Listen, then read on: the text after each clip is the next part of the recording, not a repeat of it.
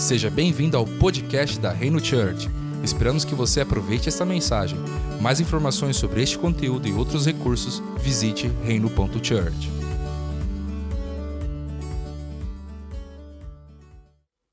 Olá, família, sejam todos muito bem-vindos mais uma vez aqui no podcast da Reino Church.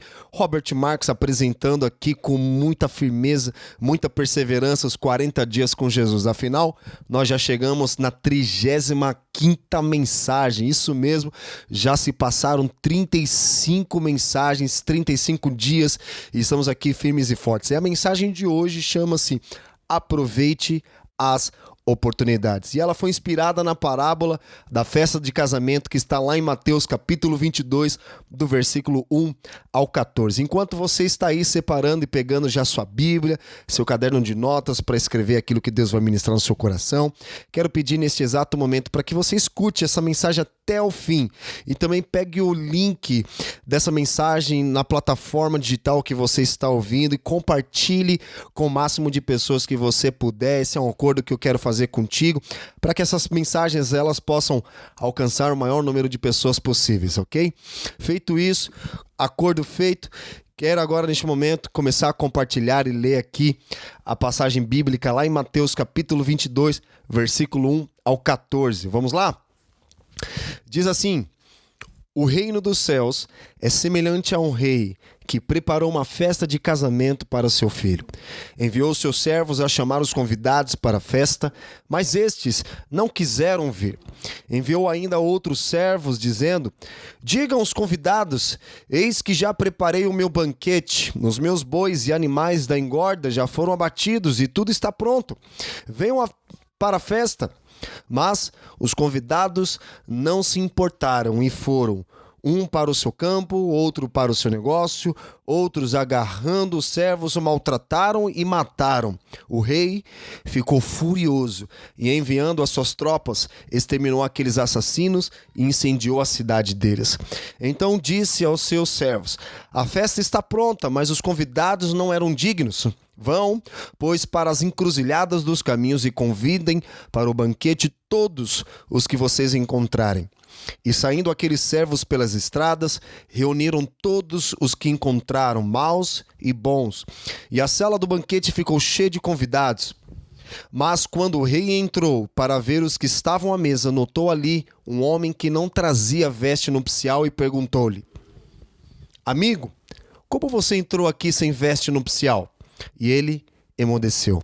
Então o rei ordenou aos serventes: amarrem os pés e as mãos dele, atirem-no para fora nas trevas. Ali haverá choro e ranger de dentes, porque muitos são chamados, mas poucos são escolhidos. Vamos lembrar o que é uma parábola? A parábola é uma história tirada de uma situação comum do dia a dia. É uma mulher varrendo a casa, o pastor procurando uma ovelha, um pai com seus filhos, uma atividade no trabalho, na escola, na rua, na igreja ou num casamento.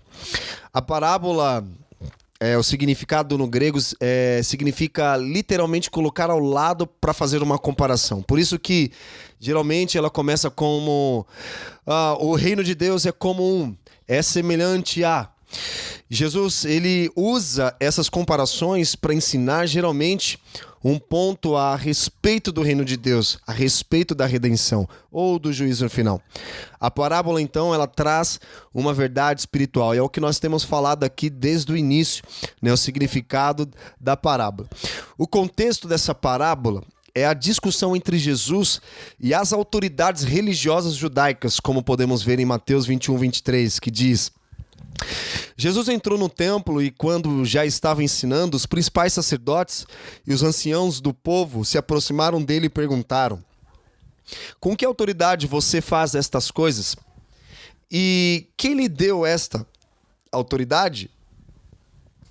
O ensino principal de Jesus é que o reino foi rejeitado pelos herdeiros e, portanto, o reino foi oferecido a outros. O convite, então, foi estendido a todas as pessoas boas e más, sem distinção.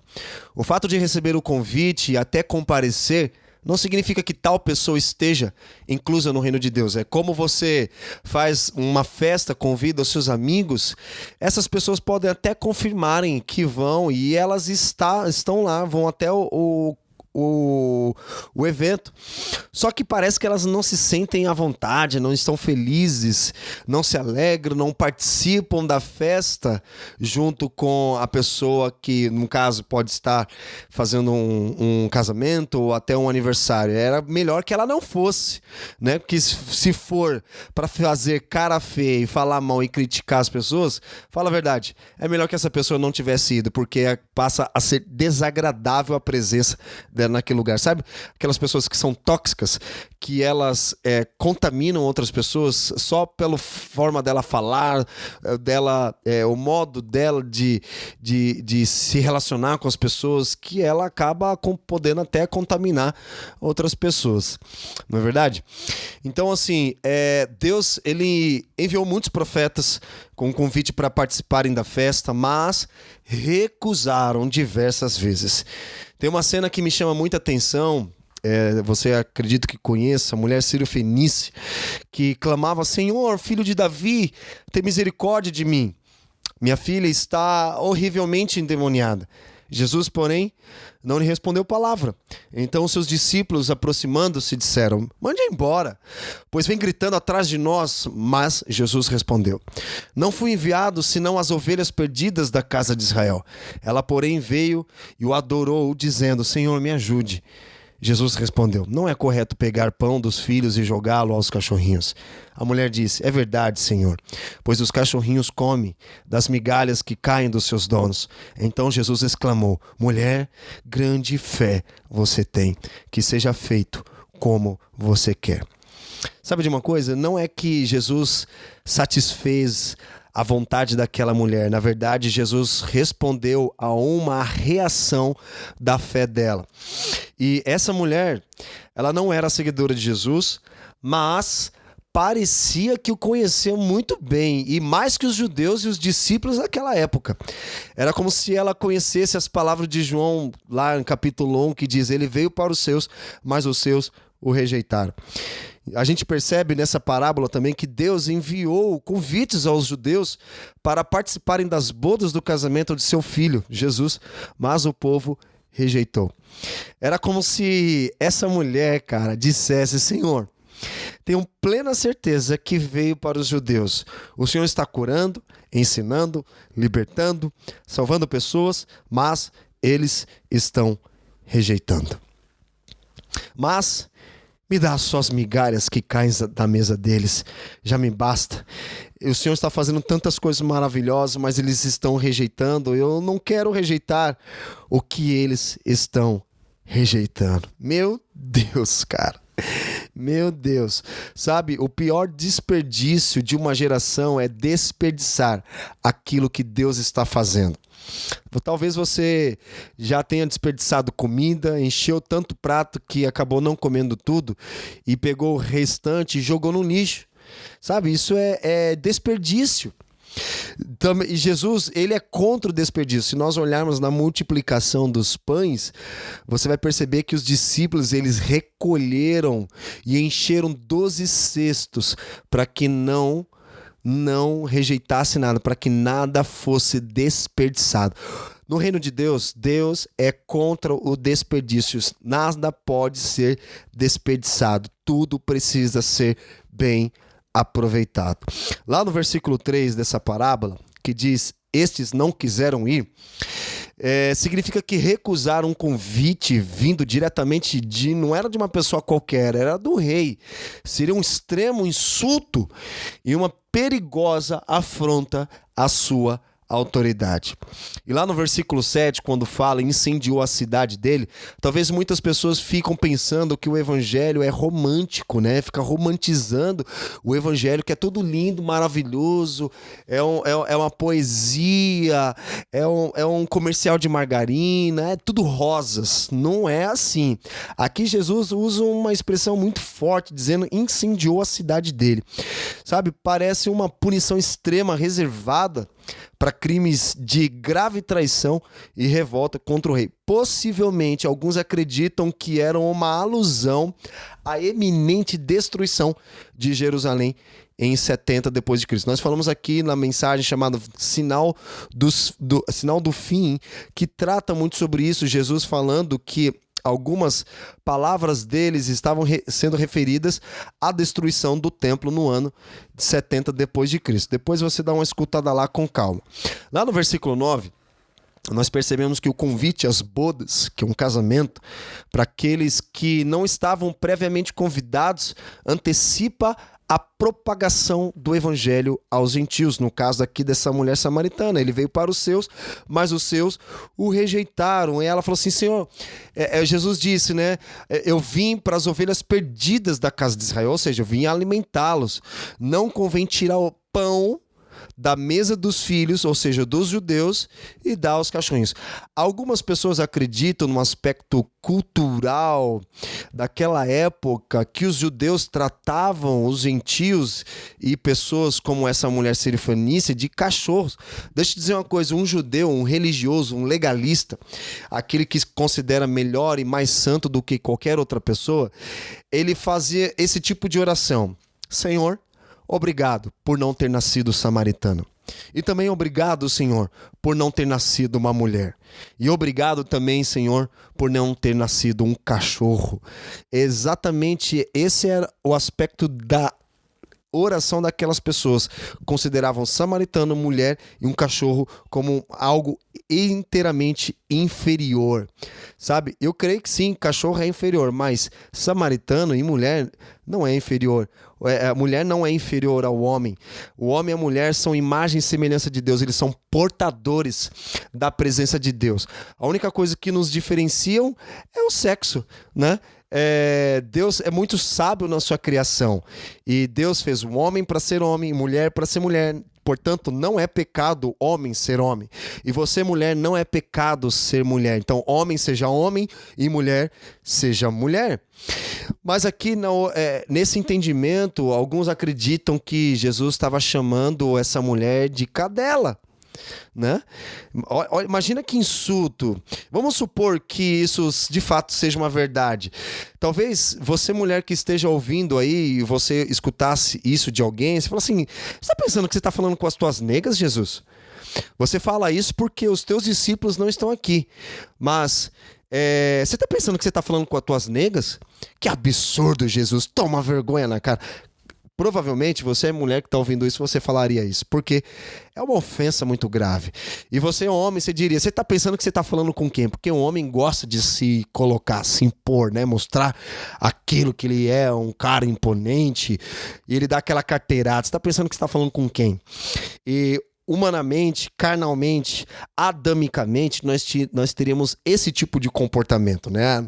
Ficamos à flor da pele quando alguém nos ofende, a gente se bateria de frente com uma situação como essa. Agora imagina Jesus chamando essa mulher de cadela. Alguns acreditam que foi dessa forma que Jesus tratou. Não tenho base para falar sobre isso e afirmar. Mas de uma coisa nós temos certeza, essa mulher ela tomou uma posição que nenhuma daquelas pessoas haviam tomado. E ela diz: Senhor, me dá só as migalhas, já me basta. Ou seja, eu não quero desperdiçar nem as migalhas que caem da mesa. Eu não sei se você tem cachorro em casa, mas eu já tive. Você percebe que cachorro é um pouco folgado, né? Ele entra na casa, acessa todos os cômodos da casa, bebe até a água da privada. Mas se tem uma coisa que o cachorro não faz, é sentar na mesa para comer feito gente, né? O que eu quero dizer com isso é que existem ambientes que não é para um cachorro, mas sim para pessoas, porque a atitude daquela mulher fez com que liberasse um milagre na vida dela, fosse liberado uma bênção na vida dela. Ela disse: Senhor, me dá suas migalhas. E cachorro, para quem sabe, cachorro come migalha no chão. Eu já tive um cachorro, na casa da minha mãe tinha muitos cachorros, tudo que jogava no chão o cachorro comia. Tomate, cachorro comia de tudo, cara. Tomate, manga, abacate, arroz, frango, carne, tudo, comia tudo. Desce pedra até ele comia. E você percebe que cachorro, esse tipo de cachorro, pelo menos na minha experiência que eu já vi, cachorro comia migalha, a gente comia com um pão na mesa, caía as migalhas, ele saía lambendo, comendo tudo. E ficava de olho na parte maior, na expectativa de alguém jogar pro alto e ele abocanhar aquilo.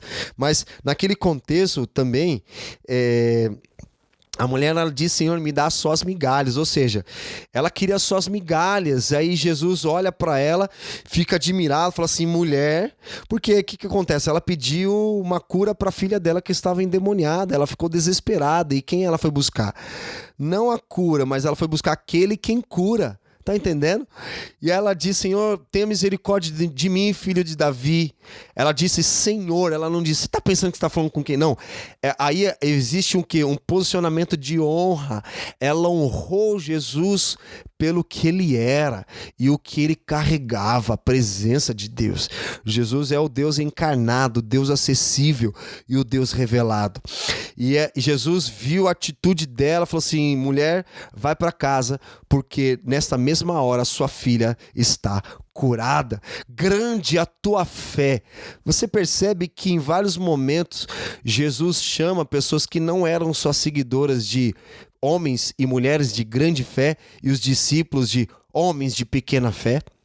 Não é de suspeitar e de se estranhar, porque eram pessoas que andavam, viviam milagres, viam coisas sobrenaturais acontecendo. Mesmo assim, Jesus chamava eles de pequena fé, porque era para nós isso. A gente vê tantas coisas maravilhosas acontecendo ao nosso redor hoje, que a gente fica tão focado em coisas, são notícias trágicas, tão focado em coisas que Deus não está fazendo, que nós somos tomados por um espírito de incredulidade. E isso faz com que o nosso coração endurece a ponto da gente não se mover com fé. Porque você vê uma mulher que ela não era seguidora de Jesus, ela não adorava a Deus possivelmente, e aí Jesus diz para ela: mulher de grande fé, a tua fé te salvou, a tua fé fez com que a cura para sua filha viesse sobre a sua casa. Isso nos chama atenção? Então ela é uma mulher que ela não recusou o convite que Jesus havia feito para ela, para entrar e participar e se alegrar na festa do filho. No versículo 11 nós vemos o seguinte: um homem que não trazia veste nupcial.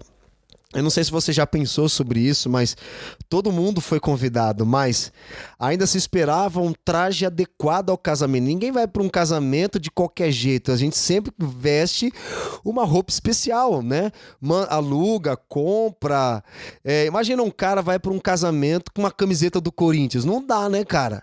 Ou de São Paulo, do Brasil, sei lá, qualquer coisa, mas pelo menos o mínimo bem mais vestido, a gente vai se esforçar um pouco mais para cortar o cabelo, escovar os dentes, passar um perfume, colocar um bom sapato, um cinto. A gente vai querer e se vestir de uma forma que a gente nunca se veste durante o dia, né? A gente se veste bem ou em casamento, enterro ou quando vai fazer exame, né?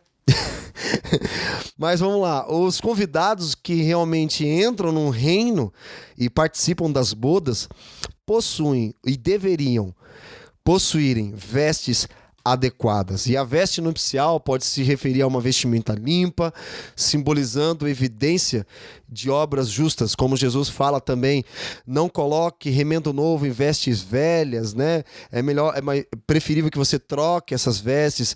O pai do filho pródigo coloca vestes novas e limpas. Eu acredito que pode se referir a isso. Lá no versículo 13 a gente vê algo que parece uma cena de terror, né? A cidade sendo queimada, choro e ranger de dentes. Isso pode ser uma descrição comum de como será o juízo eterno, cara. Não queira passar por isso. Jesus já está dando sinais, já está falando. Deus tem levantado os profetas para falar: não queira isso, cara. Mas não entre no reino para festa com medo de ir para o inferno, mas com temor de você ter o privilégio de participar de uma festa tão especial, mas tão maravilhosa, que é a boda do filho. E nós vemos que a Bíblia começa falando de um casamento, e a Bíblia também termina falando de um casamento. Olha que poderoso isso, cara. Começa falando de um casamento de Adão e Eva e termina falando de um casamento entre o noivo e a noiva, de Cristo e o seu noivo. E grande será esse casamento. Lá em Apocalipse fala sobre isso. Meu Deus, cara. No versículo 14... diz, muitos são chamados, mas poucos são escolhidos. São chamados significa que muitos indivíduos foram convidados para as bodas. Supõe-se também que nem todos os convidados, na verdade, comparecerão, pois poucos são escolhidos.